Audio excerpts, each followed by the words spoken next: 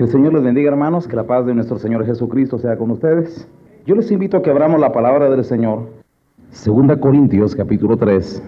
Veamos del verso 12 al final. Así que teniendo tal esperanza, usamos de mucha franqueza, y no como Moisés, que ponía un velo sobre su rostro, para que los hijos de Israel no fijaran los ojos en el fin de aquello que había de ser abolido. Pero el entendimiento de ellos se embotó, porque hasta el día de hoy, cuando leen el antiguo pacto, les queda el mismo velo no descubierto, el cual por Cristo es quitado. Y aún hasta el día de hoy, cuando se lee a Moisés, el velo está puesto sobre el corazón de ellos. Pero cuando se conviertan al Señor, el velo se quitará, porque el Señor es el Espíritu, y donde está el Espíritu del Señor, allí hay libertad. Por tanto, nosotros todos, mirando a cara descubierta como en un espejo la gloria del Señor, somos transformados de gloria en gloria en la misma imagen como por el Espíritu del Señor. Amén y amén. Que el Señor les bendiga, hermanos, que la paz de Dios sea con ustedes. He estado compartiendo últimamente, hermanos, acerca de algo que es una necesidad muy grande, como ustedes lo van a ver. Dios, hermanos, sobre todas las cosas nos llama a nosotros a adquirir entendimiento. Es vital el entendimiento. Dice la Biblia que el diablo le ha cegado el entendimiento a los incrédulos. Por eso les digo que el entendimiento es vital. Porque alguien puede venir aquí a la iglesia, hermanos, y puede tener todavía bloqueado el entendimiento. No entra algo ahí. O sea, la verdad no entra, digo absolutamente. No entra como debiera de entrar. El trabajo del diablo, vuelvo a repetir, es bloquear el entendimiento. Que las personas, hermanos, pueden ser muy listas, si ustedes quieren, muy preparada, muy ilustrada, o lo que usted quiera. Puede ser una eminencia en este mundo, pero con el entendimiento embotado. El entendimiento, hermanos, no tiene que ver nada, hermanos, con habilidades intelectivas. Una persona, hermanos, puede ser muy capaz, intelectualmente hablando, puede ser muy lista, muy ocurrente, muy sagaz, pero el entendimiento es otra cosa. Y voy a tratar de explicar el entendimiento. El entendimiento es una virtud que viene de parte de Dios, y Él la da por medio del Espíritu Santo. Si Dios, hermanos, no derrama el entendimiento, nosotros seremos semejantes a las bestias que perecen. La diferencia entre el animal y la bestia, hermanos, es que la bestia no razona, no atina, es instintiva, todo lo hace de instinto, igual que el religioso. El religioso va a un culto, hace eso, canta y dice y todo, pero es un robot, es mecánico. Carece de inteligencia, casi no usa la inteligencia, la tiene guardada. Casi no le gusta utilizar el entendimiento porque no es capaz de hacerlo. Por eso no entiende nada. Por eso es que muchos llegan a la iglesia, hermanos, y tienen que ser exhortados frecuentemente, hermanos, porque o hicieron o dejaron de hacer algo que tenían que haber hecho. Entonces da la impresión, hermanos, que algunos actúan un poco dormidos en el camino de Dios, con adormecimiento, así como sin atinar, sin entender, esa es la palabra correcta, la que estoy usando, sin entender lo que Dios quiere. Entonces, hermanos, en esta mañana quiero hablar de esto que es muy importante. Les decía, hermanos, que si alguien piensa que el entendimiento es cualquier cosa, sepan ustedes que el diablo, hermanos, sí trabaja con el entendimiento, porque sabe que el día que una persona alcance el entendimiento, pues hombre, va a correr y se va a meter en el reino de Dios con una gran facilidad, si es que logró entender. Si no lo entiende, el diablo ya ganó ventaja. Así que el trabajo del diablo, hermanos, solamente es obstaculizar el entendimiento, bloquear la razón, para que las personas no les entre, no entiendan, prefieran ser mejor instintivas, mecánicas, robots religiosos que hacen de rutina todas las cosas, pero no son capaces de hacer nadita más de lo que les ha hecho el programa, de lo que la religión les ha programado. Por eso, hermanos, Jesucristo un día, viendo este tipo de mal en la gente, decía, porque ahí está el montón, hermanos, haciendo un aparente respeto a Dios. Este pueblo de labios me honra, dijo el Señor, pero su corazón está lejos de mí, porque no tenían entendimiento.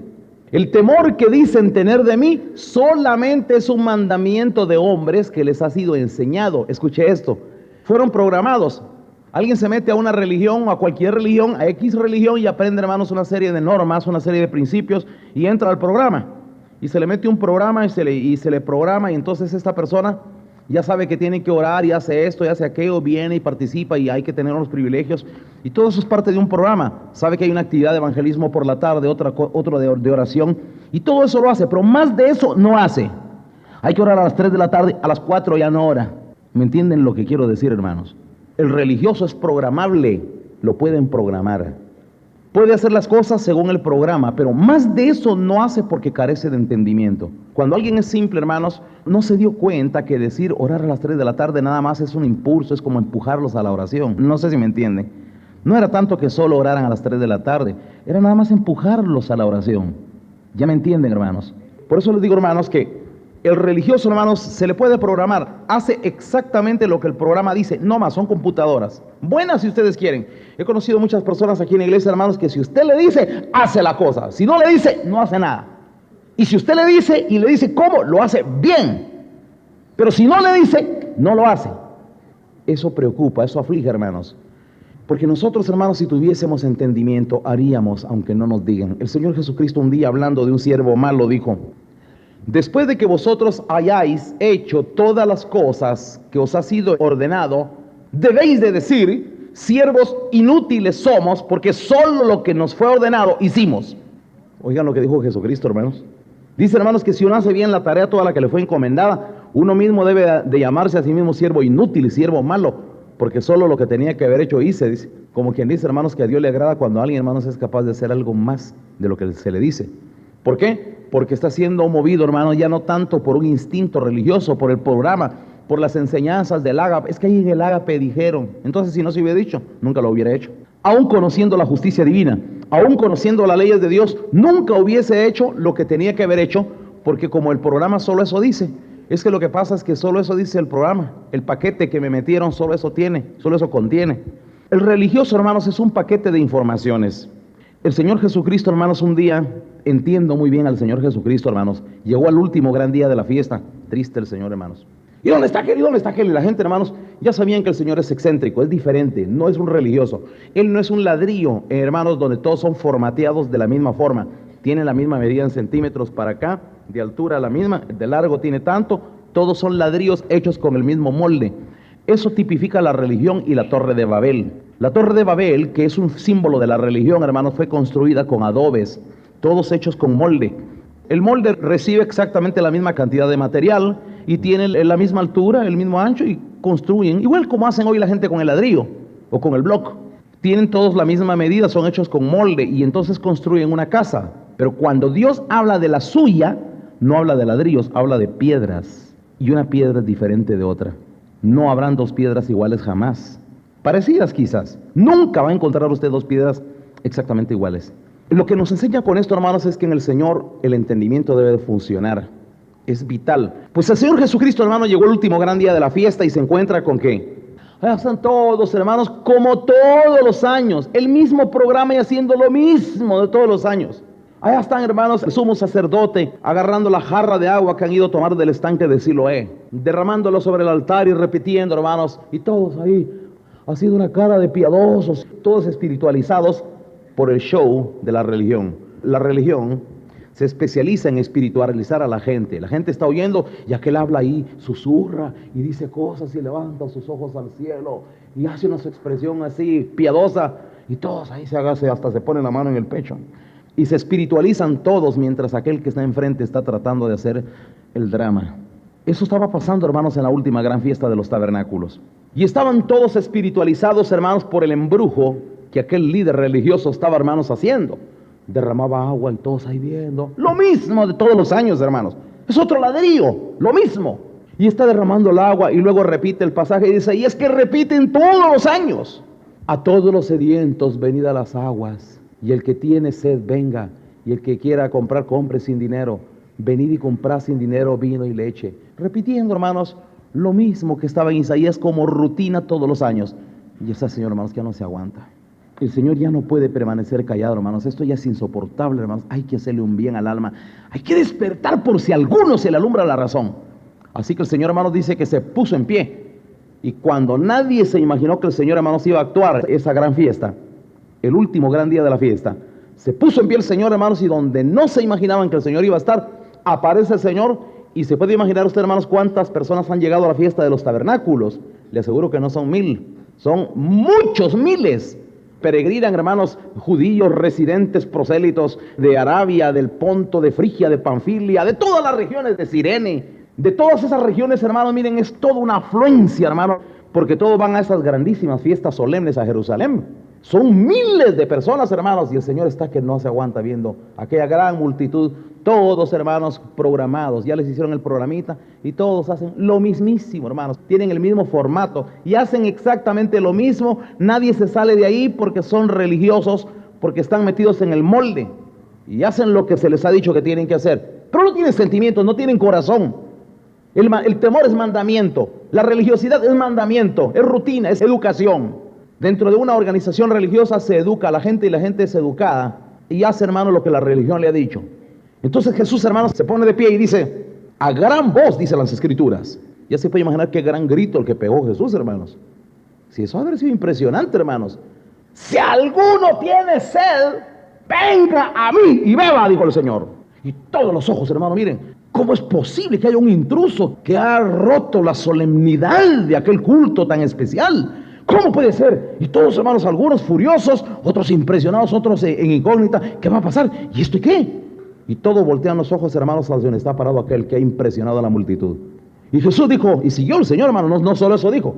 Si alguno cree en mí, dijo el Señor, pero como lo dicen las Escrituras, no van a echar agua ahí, sino que de su interior correrán ríos de agua viva. Y comenzó el Señor, hermanos, y ahí comenzó un tremendo discurso. Y la gente estaba impactado, hermanos. Y dice que nadie osaba decir nada porque los tomó de sorpresa. Fue impactante aquella intervención, hermanos, a tal grado que dentro de la gente dice que comenzó a haber un murmullo y decían, ¿será este el Mesías? ¿Será el Mesías? ¿Por qué nuestras autoridades no dicen nada? Es que se quedaron todos callados. Entonces sí lo están aceptando, él ha de ser. No, es un engañador, dijo alguien por ahí. No, pues un engañador no hace lo que él está haciendo. Y comenzó, dice, a haber hermanos, una gran disensión entre las personas a causa de él. Y el Señor, hermanos, miren, qué preciosa la intervención de nuestro Señor Jesucristo, hermanos, queriendo enseñar a las personas a no ser religiosas. El religioso, hermanos, solo hace lo que se le dice, no más, no más. Está cortado con una tijera. Esto, hermanos, como cuando usted agarra aquel papelito y le da un montón de dobleces, así luego agarra una tijera y hace un muñequito, después saca todo así, igualitos están todos porque fueron cortados con la misma tijera y siguieron el mismo trazo uno encima de otro. La religión, hermanos, hace eso con las personas. Las personas, hermanos, que son religiosas no hacen nadita más. ¿Y sabe por qué preocupa, hermanos? Porque usted y yo estamos en el mismo peligro y usted no está libre. No es usted tan inteligente como para librarse de eso. Quizás usted sea uno de aquellos hermanos que ya saben cuáles son sus días de culto. Todo lo sabe bien, más de eso no hace. Y no se ha dado cuenta, hermanos, que aquí hay algo importante y voy a seguir hablando del entendimiento. Ya van a ver ustedes qué importante es el entendimiento. Cuando alguien logra, hermanos, alcanzar el entendimiento, entonces deja de ser un ladrillo y se convierte en una piedra. Solo cuando tiene entendimiento. Cuando el entendimiento llega a nuestro corazón, dejamos de estar formateados y comenzamos a hacer algo más. Nunca se me olvida, hermanos, he contado muchas veces un testimonio. Aquí hay hermanos que están en la puerta, que se les da privilegios para estar en la puerta. Y se les ha instruido a los hermanos que cuando viene alguna hermana cargada con sus bolsos, que le echen una mano, que la ayuden. A veces las hermanas vienen con un montón de niños cruzando la calle y se les ha enseñado a los hermanos que están en la puerta que ayuden a las hermanas y que les ayuden a cargar su cosa, porque a veces vienen carros y sí les cuesta venir a algunas hermanas con un montón de niños. Se les ha enseñado a los que están en la puerta que hagan eso. Un día, hermanos, yo estaba ahí arriba en mi oficina y estaba observando hacia la puerta. En eso vi un incidente, hermanos, que me llamó mucho la atención. Venía una hermana precisamente así, con un montón de niños, una pañalera y un montón de cosas. Y entonces un hermano estaba por ahí y casualmente iba a cruzar la calle hacia el otro lado. Es de los hermanos de la puerta. Y vio aquel cuadro, pero como no estaba de turno, no le echó una mano ni le ayudó. ¿Me entienden lo que quiero decir, hermanos? ¿Por qué creen ustedes que me preocupo yo, hermanos? ¿O creen ustedes que la preocupación que tengo es de balde? Si me preocupo, hermanos, es porque sinceramente muchos hermanos sentimientos no tienen, hermanos. No tienen. Cumplen lo que se les ha instruido y en el momento, pero ya hay sentimientos de servir. Por eso muchas veces he dicho, hermanos, muchos quieren ser diáconos, pero diáconos que aquí se les nombre y que se les ponga un gafete. Pero hermanos, ¿por qué no se dedica a servir sin título? ¿Por qué no se dedican a servir? Si el que sirve es un diácono, porque la palabra diácono quiere decir servidor, el que sirve es un verdadero diácono, aunque no tenga nombramiento. El que pastorea las ovejas es un verdadero pastor, aunque no se le ponga un título. El que profetiza es un profeta, aunque no use túnica y no use sandalias. No sé si me entienden, hermanos. Pero el religioso, hermanos, está esperando ver los formatos que la religión le ha implantado. Quiere las ideas que la religión le ha dado. Y más de eso no hace. Me sorprendí, hermanos. Cuando yo vi eso, hermanos, no pude menos, hermanos, que agarrar el teléfono y hablar con el encargado de los hermanos. Hermanos, enséñenles a los hermanos que están en la puerta no solamente a recibir órdenes, enséñenles a amar a los hermanos, que amen el servir. Más importante, hermanos, que cumplir con su labor, con su cargo en ese momento, es, hermanos, que alguien haga, hermanos, las cosas por amor. Aquel policía, hermanos, que anda de particular, puede ver un asalto y toda la cosa en la calle, ahí no hace nadita, no está de turno. Sencillamente, hermanos, él solo lo va a hacer cuando le toca su turno. La gente es igual. El entendimiento, hermanos, es una virtud que solo brota de parte de Dios. El que tiene a Dios, hermanos, miren, de verdad, el entendimiento, hermanos, brota en él. Brota en él. No va a predicar el evangelio solo a las 4 de la tarde cuando hay evangelismo. Lo hace en su trabajo. Le comparte a sus parientes, quiere ganarse a otros para Cristo Jesús, sabe la obra y sabe que hay una labor, hermanos, y una preocupación por las almas que tiene cerca a cada momento. Está trabajando, no puede despistarse de eso.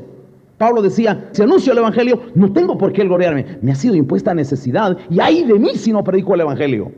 Predicar el evangelio, hermanos, no es nada más el cumplir, hermanos, con un evangelismo, como yo quisiera salir a un evangelismo. No, hombre, mire, hermanos, usted tiene frente al del taller, se encuentra con el panadero, con el de la tienda, con un compañero de trabajo. ¿Con cuánto nos encontramos, hermanos, con quienes deberíamos estar haciendo una tremenda labor de rescatar su alma, si es que en algo supiéramos valorar el alma de las personas? Si supiésemos lo que vale el alma, miren, hermanos, muchos a la iglesia vienen y no saben que el alma de sus hijos, de sus hermanos, de sus padres, van a ir a parar al infierno. No les importa. No hay sentimientos de amor hacia el alma de sus hijos o de sus parientes, porque nunca hacen una verdadera labor de sacarlo y querer rescatar, en lugar de echarlos a andar para que funcionen para este mundo, porque para eso sí se esmeran, pero para meterlo al cielo no hay ningún esmero. Todo eso, hermanos, es parte de la falta de entendimiento, hermanos, que hoy nosotros estamos viendo que se mueve a gran escala. Sin embargo, hermano, la Biblia dice, el que haya entendimiento, haya la vida, dice. Oiga ese proverbio. El que haya el entendimiento, haya la vida. Entonces, volvamos otra vez, hermanos, el entendimiento no es cualquier cosa. El entendimiento es determinante, es algo, hermanos, de gran valor. Y el trabajo del diablo, hermanos, precisamente es estorbar para que las personas no tengan entendimiento, carezcan de entendimiento. Hablemos de otras cosas, hermanos. Si alguien viene a la iglesia, hermanos, y hoy aquí hablar de disciplinas, sepa que la disciplina es para su salvación, no es tanto para quedar bien con la iglesia. Si usted no quiere, no discipline. Pero si disciplina es porque ama. La Biblia dice, hermanos, Dios al que ama, disciplina y castiga al que toma por hijo. Donde no existe castigo y disciplina, tampoco existe amor. Así que, hermanos, amor es sinónimo de disciplina y corrección. El que no tiene entendimiento, hermanos, no lo va a hacer, o lo va a hacer solo mientras la autoridad le está observando. Si usted quiere hacer eso, hágalo, no se preocupe, haga usted lo que quiere. Pero si usted tiene entendimiento, haga justicia, aunque no lo esté viendo nadie, aunque no lo esté viendo la autoridad. Porque la justicia, hermanos, es Dios. El que hace justicia es porque tiene a Dios, hermanos. El que no hace justicia y escabulle la justicia, o trata, hermano, de soslayar la justicia, esquivar la justicia, es porque no tiene a Dios. El que tiene la justicia, hermano, el que ama, el que tiene a Dios, ama la justicia y la pone por obra. Se preocupa, hermanos, siente un compromiso consigo mismo y con su alma. No lo va a hacer, hermanos, porque alguien le vea o no le vea. Eso no importa, hermanos, eso es secundario. Que alguien lo vea a uno o que no lo vea, eso no importa. Lo importante, hermanos, es que hay que entender que hay justicia, lo que es la justicia de Dios. Hay algo importante, hermanos, ya van a ver ustedes, y que Dios, hermanos, nos lleve al entendimiento sobre lo que voy a hablar ahorita. Le voy a decir cuál es el plan de Dios. El plan de Dios, hermanos, lo podemos resumir en esta forma. Dios, hermanos, tuvo necesidad de sacar del cielo a una tercera parte de ángeles desleales, traidores, que se rebelaron en contra de su justicia, que se rebelaron en contra de su voluntad, en contra de sus designios, siguiendo a un querubín, hermanos, que les metió malicias en el cielo. ¿Saben ustedes que eso fue lo que hizo el diablo en el cielo? Antes de que el diablo fuese diablo, despertó malicias en algunos ángeles, pero una malicia bien elaborada. No van a creer ustedes que era cualquier malicia, una malicia bien elaborada. Lo mismo que hizo el diablo, hermanos, allá en el huerto del Edén con Adán. Es lo mismo, porque el diablo nunca ha cambiado. Su espíritu es el mismo, lo aplica allá, aquí, ya, allá, pero el espíritu del diablo es el mismo. Viene el diablo, hermanos, y le dijo a Adán, con que Dios les ha dicho. Esa insinuación irónica, hermanos, es para despertarle malicia a la otra persona. Pues sí, eso fue lo que él dijo. Con que Dios dijo. Solo la expresión, hermanos, ya sugiere duda. ya sugiere malicia. Y el diablo, hermanos, supo cómo inyectar la malicia en Eva y cómo hacerla que se rebelara en contra de Dios. Lo mismísimo hizo allá con los ángeles. El trabajo del diablo, hermanos, fue inyectar una malicia horrorosa en el cielo. Llegó a mostrar, hermanos, que Dios no era tan grande que se dijera, no era tan inalcanzable, y para muestra él iba a demostrar que podía ser como él. En eso, hermanos, lo siguieron, hermanos, una tercera parte de los ángeles traidores que le creyeron la mentira que nunca pudo comprobar. Después, hermanos, de haber sido engañados, Dios los vomitó a los abismos. Lejos de alcanzar las alturas, llegó a las honduras. El diablo, hermanos, cayó en lo más bajo, llegó a las honduras, porque él, hermanos, creyó que con su pobre capacidad podría alcanzar las alturas. Yo quiero que me escuchen.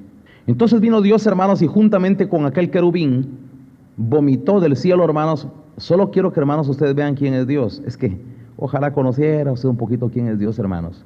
A algunos se les da miedo, hermanos, y cuando se tratan de disciplinas, se ponen del lado del malo y no del lado del justo. Óigame bien, hermanos. Dios no se tentó para echar del cielo a una tercera parte de las de los ángeles. Y le quiero advertir que al hablar de una tercera parte de los ángeles, hermanos, estamos hablando no de 1 millón de ángeles. No estamos hablando de 100 millones de ángeles. No estamos hablando de 1,000 millones de ángeles. Miren, hermanos, echar a una tercera parte de los cielos de ángeles es una cantidad horrible que ni siquiera se le cruza a usted en la mente, hermanos. Eso fue lo que el Señor los agarró, fuera, y los echó del cielo, así, sin chistar palabras, sin tanto pensarlo. Esa es la justicia de Dios que desde un principio ha sido plasmado desde la eternidad y hasta la eternidad. Y viene el apóstol Pedro y se la pone de ejemplo a los hombres. Acuérdense, le dijo, que Dios no ha cambiado, Dios sigue siendo el mismo. Acuérdense lo que pasó con los ángeles que se rebelaron, les dijo, y que no guardaron su dignidad. Dios los ha reservado en prisiones de oscuridad para ser castigados. Y Dios, hermanos, no se retractó de su justicia. Echó, hermanos, a una tercera parte de los ángeles, que solo oiga usted esta expresión, hermanos. Dice que cuando Juan estaba en aquella visión y vio, hermanos, aquella multitud que alababa a Dios allá en el cielo, ya no estaban los ángeles que habían sido echados. Dice que Juan vio y dice que su número eran millones de millones. ¿Y dice eso cifra, hermanos? ¿O nada más es una expresión metafórica? Millones de millones, dijo Juan. Eso fue lo que vio en el cielo, sin contar los que habían sido echados. Quiere decir, hermanos, que el ángel, el querubín y sus demonios son cantidades horribles, hermanos, inimaginables, los que fueron lanzados del cielo, y que el Señor no vaciló. Y alguien pudo haber dicho, pero ¿será que a tantos echó Dios? Sí. ¿Qué le hace usted creer que no? Si Dios no es flojo como muchos respecto a la justicia, su justicia está bien puesta, hermanos. El Señor no vaciló en echarlos, hermanos, así tomó la decisión. A veces cuando uno se tiene que retirar a alguien de la iglesia, hermanos, a algunos hasta les duele. ¿Pero por qué? Es justo, es correcto, es bíblico, respaldado totalmente por las Escrituras. Dice la Biblia al hombre que esté causando disensiones en la iglesia, que dice, después de una y otra amonestación, deséchalo. Es instrucciones de Pablo a Tito. Y Pablo lo hizo varias veces. Fulano y fulano que estaban oponiéndose a la doctrina de Pablo, dijo, los entregué a Satanás. Sí, hermanos, eso es bíblico.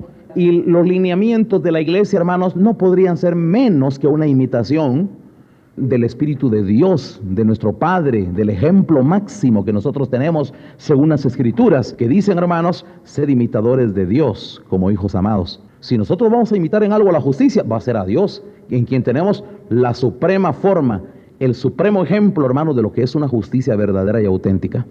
Entonces, hermanos, les decía, nuestro Dios, hermanos, allá en el cielo agarró una tercera parte de los ángeles, que era una cantidad increíble, inimaginable. Los agarró el Señor, hermanos, y los sacó y los echó al abismo. Así, limpió el cielo, hermanos, de golpe. Fuera. Y con el Señor, hermanos, no hay que le vayan a decir quiénes fueron los que murmuraron. A ver, díganme quiénes fueron. El Señor no tiene que preguntar, eso ya lo sabe el Señor, hermanos. Él todo lo sabe. Y el Señor ya sabe quiénes, hermanos, solo los agarró. Y por nombre los ha de haber llamado, porque los ángeles también tienen nombre en el cielo.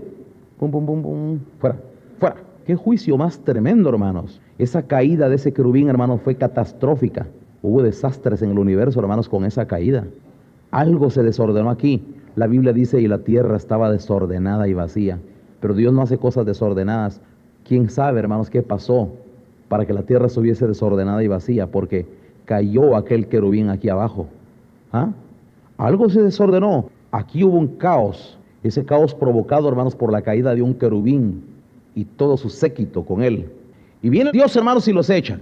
Pero viene Dios, hermanos, y ahora decide, hermanos, crear, y Dios que no falla, y Dios, un Dios que es perfecto, hermanos, decide entonces crear, hermanos, un nuevo ser para ocupar aquellos lugares en las mansiones celestes, hermanos. Entonces Dios decide crear al hombre, pero el hombre perfecto. Escúcheme esto, hermanos. Ahora, escucha esa expresión. Dios va a crear al hombre perfecto para ir a morar a un reino perfecto con un Dios perfecto. ¿Es así o no es así? Pero usted va a escuchar, hermanos, aquí en esta tierra y a un montón de gente, montón, de todos los estratos, de todas las categorías y en todo tipo de renglón humano, usted va a oír esta expresión.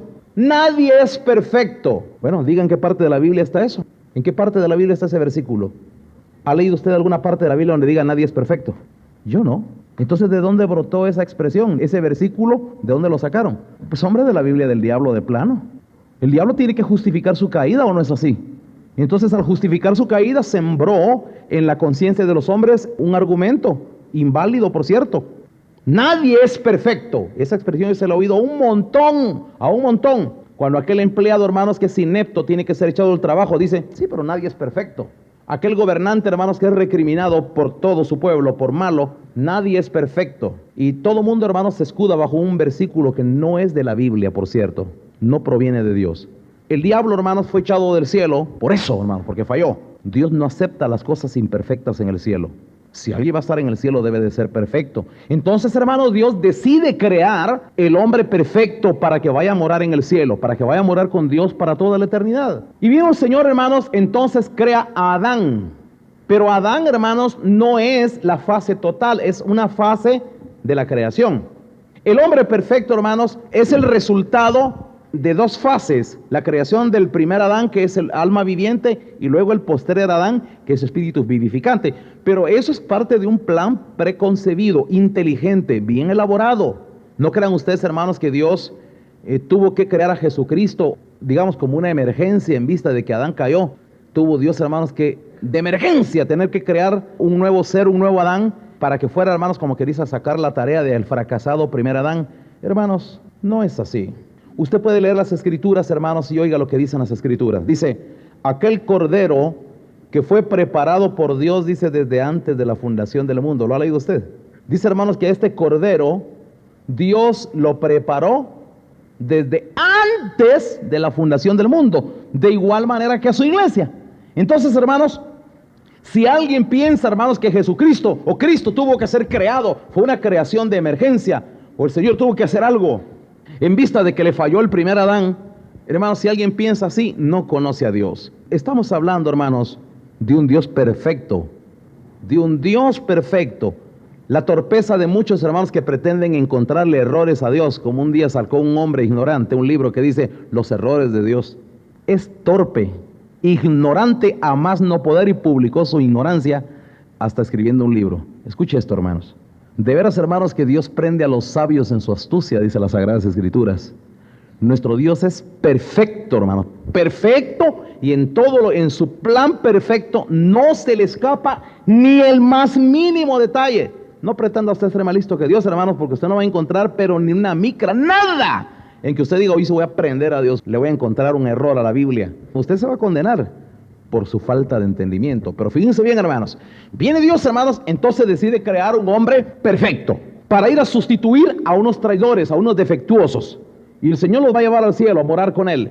Pero el Señor los quiere perfectos.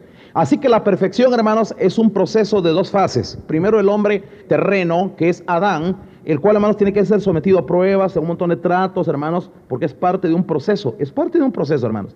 Luego que este hombre llega a ser probado en extremo, llega al punto de debilidad, ahora necesita de Cristo. Cristo es la unción, es el Espíritu Santo que le da fuerza, hermanos, a aquel hombre que no puede subsistir por sí mismo, sino solo bajo la dependencia divina. Fue lo que el diablo ya no tuvo, una dependencia divina, una dependencia de una autoridad, una dependencia de un poder superior, de Dios. Entonces, hermanos, ahora viene y ha creado en Cristo, hermanos, al hombre dependiente, el hombre, hermanos, que en vista de sus debilidades encuentra la gran necesidad de vivir agarrado de la mano de Dios. Así que Cristo viene, hermanos, y nos da un gran ejemplo a toda la humanidad, y en él se compaginan las dos naturalezas.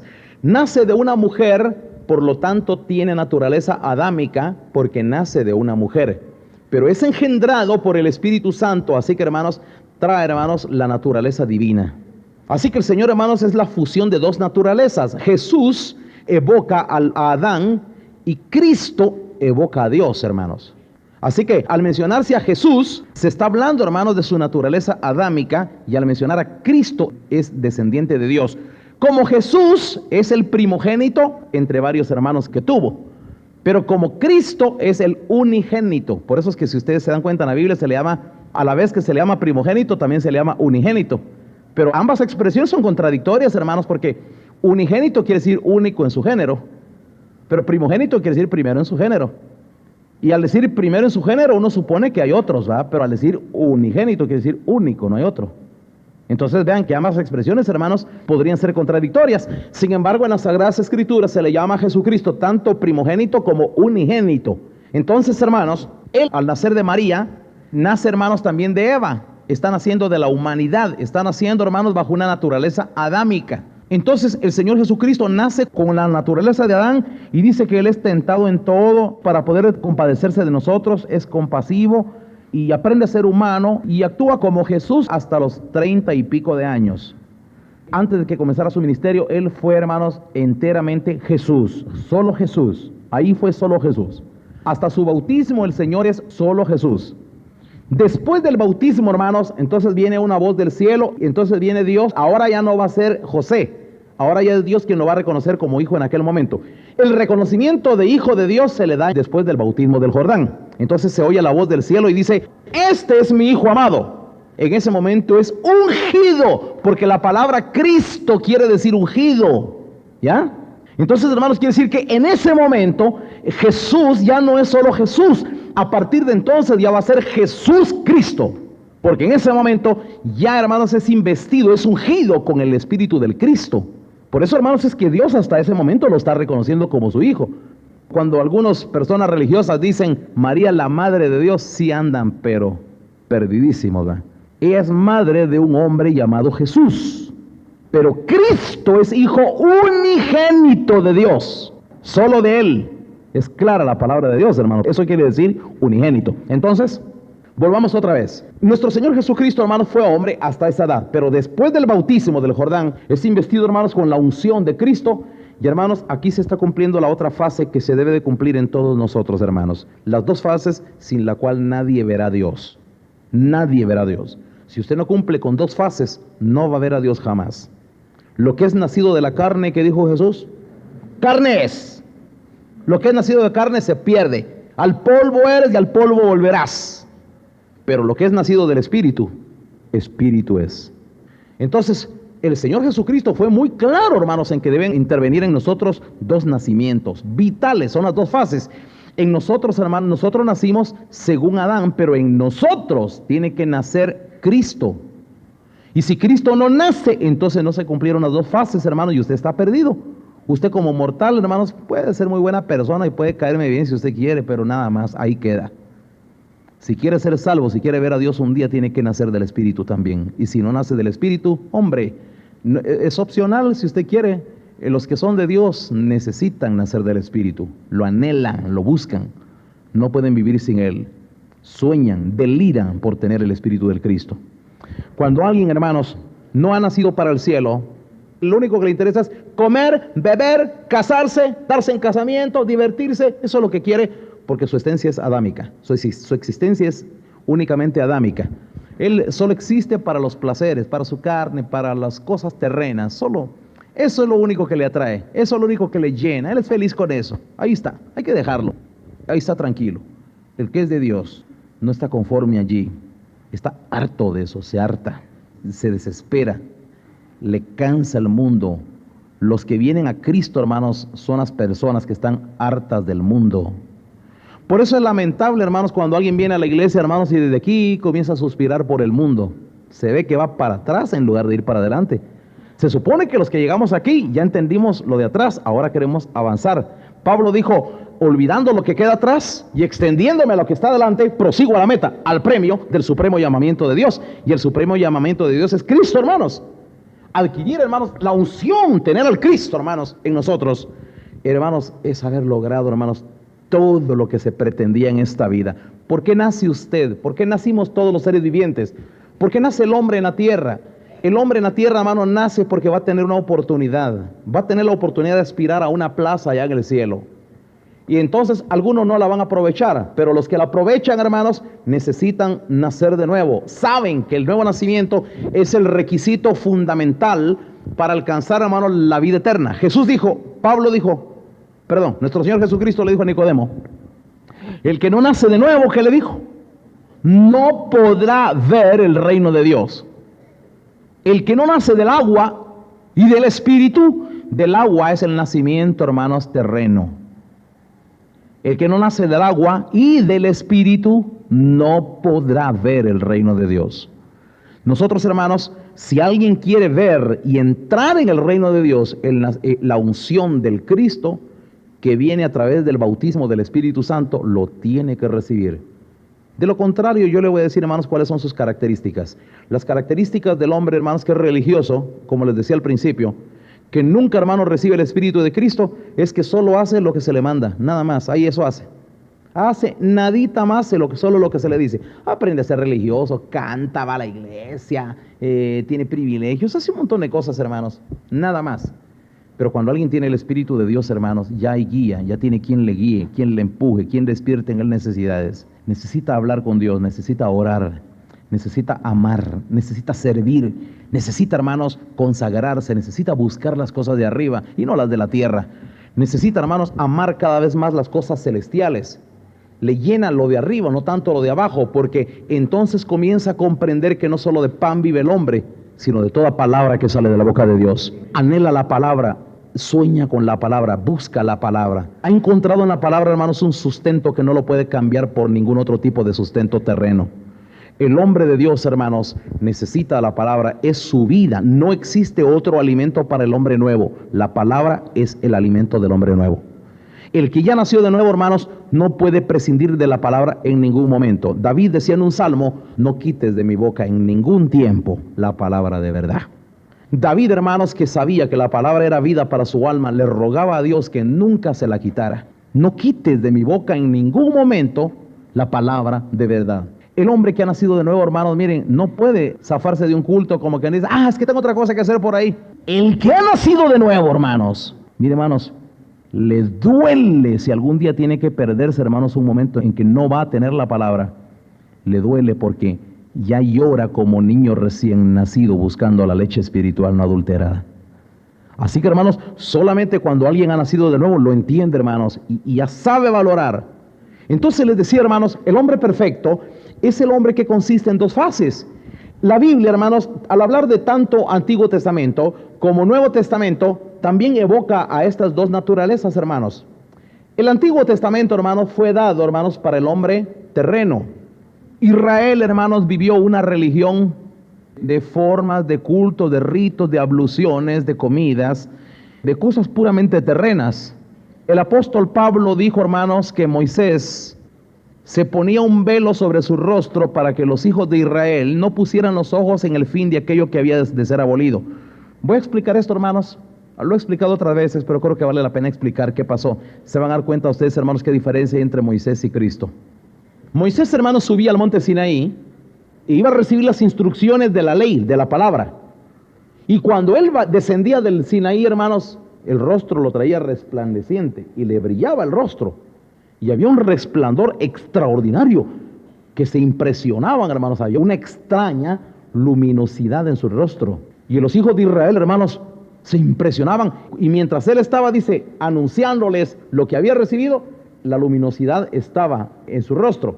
Pero cuando él terminaba de dar las instrucciones al pueblo de Israel, la luminosidad de su rostro comenzaba a desaparecer. Pero esto, hermanos, tenía una gran doctrina, una gran enseñanza de Dios. Lo que pasa, hermanos, que ese espíritu que Moisés estaba recibiendo ahí arriba, no era posible retenerlo hasta que no viniera el Cristo, el único que podía a nosotros darnos la capacidad de retener el espíritu como hoy lo estamos reteniendo, hermanos. Como hoy está con nosotros y como es el que habla a través de mi persona en esta mañana. Y habla a través de cualquiera que está lleno de Dios, hermanos. Cualquiera que hace la obra de Dios. Entonces, hermanos, les decía, viene Moisés y baja del monte Sinaí y trae una luminosidad en su rostro. Pero para que los hijos de Israel no se den cuenta que el brillo le va a desaparecer, se cubría el rostro con un velo.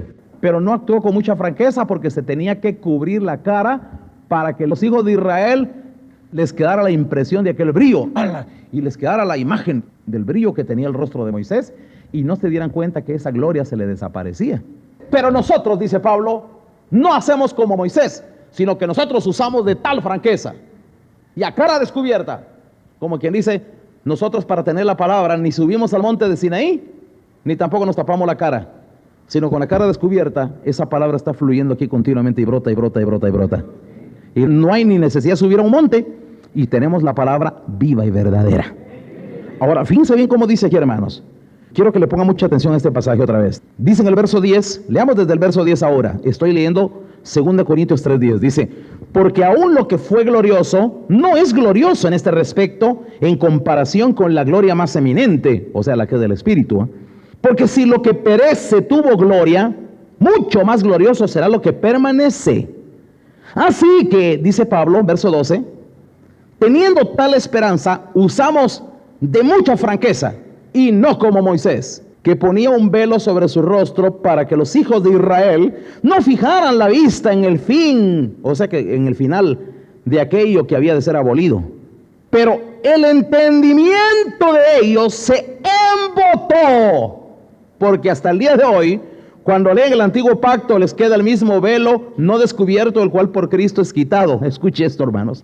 Viene Moisés, hermanos, y él se tapa la cara para que los hijos de Israel no se den cuenta que la gloria se le está desapareciendo, se le va a desaparecer después. Pero dice Pablo, pero a esto les quedó el velo puesto, dijo, porque no se han dado cuenta que la gloria desapareció y que la gloria ha aparecido aquí en Cristo, en un nuevo pacto. Sino que a ellos, dice, cuando leen el Antiguo Testamento, les sigue el mismo velo, siguen viendo la misma gloria de Moisés que ya no existe. Esa gloria que desapareció la siguen viendo. ¿Ya me entienden, hermanos? El velo les queda puesto porque ellos no se dan cuenta que ese velo fue puesto intencionalmente para que no vieran. Viene Moisés, hermanos, y le da la ley, y mientras está dando la ley, el rostro le brilla, pero cuando ya está terminando de dar la ley, lo que les tiene que decir ese día, se cubre la cabeza, se cubre la cara para que les quede la impresión de la gloria. Pero a la noche, más noche o al día siguiente, ya miran a Moisés por ahí que aparece y él ya no tiene la gloria. Pero ellos no se pusieron a pensar que se les apareció la gloria, sino les quedó una imagen extraña ahí en el subconsciente. En la conciencia les quedó aquello de que la gloria, les impresionó tanto la gloria de Moisés sin darse cuenta que no le permanecía, sino que se le desaparecía. Y hasta el día de hoy, dice Pablo, ellos siguen viendo a Moisés con el mismo velo puesto y no se dan cuenta que esa gloria ya desapareció. Volvámoslo a leer. Dice Pablo en el verso 13, y no como Moisés, que ponía un velo sobre su rostro para que los hijos de Israel no fijaran la vista en el fin de aquello que había de ser abolido, pero el entendimiento de ellos se embotó, porque hasta el día de hoy, cuando leen el antiguo pacto, les queda el mismo velo no descubierto, el cual por Cristo es quitado. El día que Cristo murió, hermanos, dice que el velo del templo se rasgó en dos, que es un tipo de ese velo que escondía la gloria del rostro de Moisés o que escondía la gloria del lugar santísimo. ¿Ya me entienden, hermanos? Al morir Cristo, el velo del templo se rasgó y el Señor Jesucristo demostró a Israel que había llegado el fin de un Antiguo Testamento, había llegado el fin del hombre adámico, había llegado el fin, hermanos, de la primera fase de la creación. Ahora era necesario el nuevo nacimiento. Es que en Cristo Jesús, hermanos, se ha dado un milagro tremendo. Así como allá en el huerto del Edén, hermanos, Dios creó a Adán. El nacimiento de Cristo, hermanos, habla de la creación de una nueva generación. ¿Ya me entienden? Tan importante o más aún, hermanos, que aquel día que fue creado Adán del polvo de la tierra, Dios juntó polvo y del polvo formó un hombre y sopló sobre él y le dio vida. Tan portentoso fue eso, y mucho más portentoso fue el nacimiento milagroso de Jesús, hermanos, donde no hubo una intervención de varón, sino nació por la palabra. Solo Dios dio la palabra y se engendró en María, hermanos, un ser que venía, hermanos, para ser la nueva creación. Eso es extraordinario, hermanos. Quiere decir que tan importante acontecimiento como la creación de Adán fue la creación del postrer Adán, y mucho más importante todavía. Pero muchos hasta el día de hoy no le dan. Hoy, hermanos, el nacimiento de Cristo es objeto de fiesta, de pecado, de cosas. La gente no sabe lo que pasó realmente. Están haciendo, hermanos, el primero de una generación de hombres nuevos, hermanos, que son los que verdaderamente van a entrar en el cielo, van a ir a vivir la eternidad. Solo aquellos, hermanos, que logran nacer de la forma que la figura de Jesucristo vino a dar a esta tierra. Nacer de nuevo. Y nacer, hermanos, ahora del Espíritu. Y ahora nacimos de Adán, ahora hay que nacer del Espíritu. El proceso comenzó con Cristo y sigue con nosotros. Sigo leyendo, hermanos. Dice, verso 14. Pero el entendimiento de ellos, ¿qué pasó, hermanos? Se embotó, hermanos. La gente religiosa, aún cristiana, quien quiera que sea, tiene el entendimiento embotado. Eso es lo que les decía, hermanos, que el entendimiento es vital. ¿Se recuerdan lo que veíamos hace un rato al principio? Es vital alcanzar entendimiento, hermanos, porque si usted no alcanza el entendimiento, sí está perdido. Por eso, hermanos, es que tanto tiempo, tanto estar viniendo a la iglesia, no debe ser una pérdida de tiempo. Es para que se nos despierte el entendimiento. Tenemos que llegar a entender algo, hermanos, algo que todavía no está claro por ahí, pero hay que entenderlo. El día que usted lo logre entender, va a dejar usted de ser una persona, hermanos, programada. Va a dejar de ser un ladrillo que venga a hacer de rutina lo mismo de siempre, para comenzar a tener sentimientos puros, originales, auténticos, inspirados para hacer las cosas, para servir a Dios, para amar a Dios, para consagrarse a Dios, para servir a los hermanos, para hacer favores, para hacer tantas cosas, hermanos, que ya le nacen, no se las está imponiendo como una ley, le nacen, son espontáneas, son naturales. Tanto amar como servir, como hacer un favor, amar a los demás, hacer justicia. Todas estas cosas nos nacen. No crean ustedes, hermanos, que cuando hay que disciplinar a alguien en la iglesia, yo me pongo, ¿será que disciplino? Cuando hay que disciplinar, disciplinamos, hermanos. Así como usted lo oye. Cuando hay que amar, amamos también. Y no, nada nos es impuesto. Ni la disciplina, ni el amor, ni el servicio, nada nos es impuesto, hermanos. Tengo buena voluntad. El otro día yo llegué a una iglesia hija, de las iglesias hijas y los hermanos, y hermanos, mire, le queremos dar gracias. Y es que, pero estaban muy agradecidos los hermanos porque el hermano de veras que, porque se esfuerce, porque viene a la visita. No se preocupe, hermano, mire, dele gracias a Dios porque Él es el que me mueve a mí, yo estoy feliz haciéndolo. Y si no le podemos pagar, ni estoy cobrando tampoco. Yo no estoy cobrando por servir a Dios, porque me es impuesta una necesidad y lo tengo que hacer, aunque no me lo agradecieran, no sé si me entiende. Es más, aunque fueran ingratos y lejos de agradecerlo, me pagaran mal, lo voy a seguir haciendo. Total, yo no estoy esperando paga de nadie en la tierra. Yo ya tengo la necesidad bien puesta en el corazón, hermanos. Y trabajo para aquel que me ha entregado la comisión. No sé si me entienden, hermanos. Pero ya no hay religión, ya no hay leyes. Dejamos, hermanos, ya el velo, se quitó el velo. Hemos aprendido, hermanos, lo que es el nuevo nacimiento. El entendimiento se despejó. A veces, hermanos, uno tiene que lidiar aquí con los hermanos para que hagan cosas que les cuesta, que les rehuyen hacerlas. Pero es, hermanos, porque no han logrado la experiencia de conocer lo que es la unción, entrar al nuevo nacimiento. Sigo leyendo, hermanos, dice, y aún hasta el día de hoy, dice, cuando se lee a Moisés, el velo, dice, está puesto, ¿dónde, hermanos? Ahora ya no está en la cara de Moisés, ahora ya no está colgado en el templo, ahora ya no está el velo en el templo, ahora ya no está en la cara de Moisés, ahora ¿dónde está el velo? Dice, en el corazón lo tienen. El velo se pasó al corazón. Como quien dice, hermanos, son tan religiosos que siguen con el velo, solo que ya no están ni en el templo, porque ya el templo ya no esconde nada, ya no hay lugar santísimo, ya la cara de Moisés ya se vio que es claro, pero sin embargo el velo se pasó al corazón y ahora tienen embotado el entendimiento porque no les resplandece la luz, tienen embotada la razón y no comprenden nada. Son religiosos de rutina, religiosotes, hermanos, que miren, solo hacen lo que se les enseña en la iglesia y nadita más. Oran a las 3 de la tarde, pero no más. Predican solo el día de evangelismo, pero no le comparten a nadie fuera de eso. Sirven cuando el privilegio de servir les toca, pero fuera de eso no lo hacen. Hay velo todavía en el corazón de muchos. Y más de eso no hacen, pero ni media cosa. Eso, hermanos, habla de religión.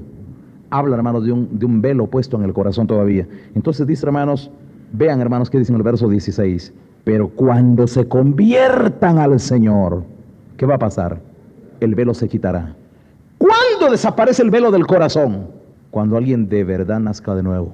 Cuando se convierta de verdad al Señor, el velo desaparece. Entonces comienza a entenderlo todo. Aquella hermana va a disciplinar a sus hijos, no con dolor. Es que hay una iglesia, dicen que, deje de murmurar, hombre. Nazca de nuevo, por eso usted nunca puede poner por obra la palabra de Dios. Por eso es que usted no entiende las disciplinas. Cuando se pone disciplina a alguien, hermano, y usted se pone del lado del disciplinado y no del lado de la autoridad, usted está mal. Nazca de nuevo, o no lo va a entender nunca. Póngase del lado de Dios y de la justicia. Por eso es que usted no entiende muchas cosas a veces, ya turbado. El día que se convierta al Señor, el velo se le va a quitar y se va a poner del lado de Dios y no de los hombres. del lado de Dios y no de la carne. Vean cómo dice, hermanos. Pero cuando se conviertan al Señor, el velo se quitará, porque el Señor, ¿qué es el Señor? Ahí está. Entonces, ¿qué necesitamos recibir? El Espíritu, la unción. Eso es convertirse, hermanos. Es recibir el Espíritu, la unción, Cristo. Pero cuando dice, porque el Señor es el Espíritu, y donde está el Espíritu del Señor, ¿qué dice, hermanos? Allá hay libertad, allá no hay velo. Libertad quiere decir que ya no hay velo, ya no hay nada que tape, ya tenemos claro todo, el entendimiento se abrió. Ahora sí, nos resplandece la luz del Evangelio de la gloria de Cristo. Nos hemos convertido al Señor y todo lo tenemos claro y meridiano. Yo no necesito que alguien me venga, o mejor dicho, usted no debería ser, hermano, de aquellas personas que digan, sí, hay cosas que yo no entiendo ahí en la iglesia, sí, solo una duda me queda, y toda la vida anda arrastrando incertidumbres. ¿Por qué no le queda clara las cosas? La palabra de Dios es muy clara, hermanos. Y el día que usted diga que algo no lo entiende, dígalo, pero con la Biblia en la mano. Y habrá respuestas y todo es claro. Todo es claro y meridiano. Todo a la luz de la palabra de Dios es verdad y es claro. Pero dice la palabra de Dios, hermanos, donde está el Espíritu del Señor, allá hay libertad. El que no tiene verdadera libertad, hermanos, es porque el velo sigue puesto en el corazón. Entonces dice, por tanto, dice Pablo, verso 18, nosotros todos, los que hemos nacido de nuevo, mirando a cara descubierta, como en un espejo, la gloria del Señor, somos transformados, ¿cómo dice, hermanos? De gloria en gloria, ¿en qué? En la misma imagen, como por el Espíritu del Señor. ¿Verdad que eso es precioso, hermanos? Dice, hermanos, que mientras estamos aquí en la iglesia, estamos siendo transformados cada día de gloria en gloria, y de gloria en gloria, y de gloria en gloria. ¿Y no es eso perfección, hermanos? Entonces, hermanos, aquí Dios quiere preparar hombres perfectos para que mueren allá. Si alguien no alcanza la perfección aquí, hermanos, qué lástima, qué lástima. No me hizo ningún daño a mí. Si no quiere ser perfecto, pues hombre, no lo sea. A mí no me hizo ningún daño. Perdió la oportunidad, eso fue todo. Perdió su oportunidad de haber obtenido, hermanos, una dicha eterna. Eso fue todo. Pero los que lo hemos entendido, hermanos, aquí vamos siendo transformados, hermanos, de gloria en gloria, como en la misma imagen. Entonces, hermanos, Cristo, hermanos, es la fase total. Adán, el hombre nuevo que va a ir a vivir al cielo, hermanos, se llama Cristo. Por eso, hermanos, nosotros nacimos bajo una naturaleza adámica, y como naturaleza adámica, nuestros padres nos pusieron a nosotros un nombre. Juan, Paco, Pedro, Esteban, Felipe, Andrés, Jacobo, María, Marta, Juana, Teresa. Esos nombres los ponen los padres a uno. Ese, hermanos, es el nombre de Adán, es el nombre de la naturaleza adámica. Pero los que entren al cielo tienen que tener un nombre nuevo, que no conoce nadie sino solo aquel que lo posee. Escuche esto, hermanos. Por eso, hermanos, nacer de nuevo es vital, hermanos, vital. Porque el Señor no va a mencionar nombres terrenales. Olvídese usted, hermanos, que Dios vaya a mencionar allá Jacobo, Pedro. No, hermanos, esos nombres no existen en el cielo. Allá no va a ser nadie llamado, hermanos, por el nombre que le dio su Padre aquí. Allá, hermanos, en el cielo, si es que alguien logra llegar, será mencionado, hermanos, por su nombre nuevo. Y si no lo tiene, ¿qué va a entender? ¿Qué va a reconocer? Así que, hermanos, el nombre nuevo es Cristo. Por eso es que todos tenemos que ser transformados de gloria en gloria en la misma imagen, dice. No en otra, en la misma. Debemos ser transformados de gloria en gloria en la misma imagen, en la misma, como por el Espíritu del Señor. No en otra. La imagen que usted tiene que adquirir aquí, hermanos, es la de Cristo, no otra. Es que ya fue dado un nombre. El único nombre eterno, hermanos, el único nombre que tiene eternidad es Cristo. Él es el Verbo. Él existe para la eternidad. Si usted, hermanos, quiere ser eterno, entonces entre en el Verbo, en Cristo, y sea eterno. Pero usted tiene que ser transformado de gloria en gloria en la misma imagen, donde está Cristo sentado a la diestra de Dios. Ahí estamos apuntando. Yo no sé a dónde apunta usted. Vamos a orar al Señor, hermanos.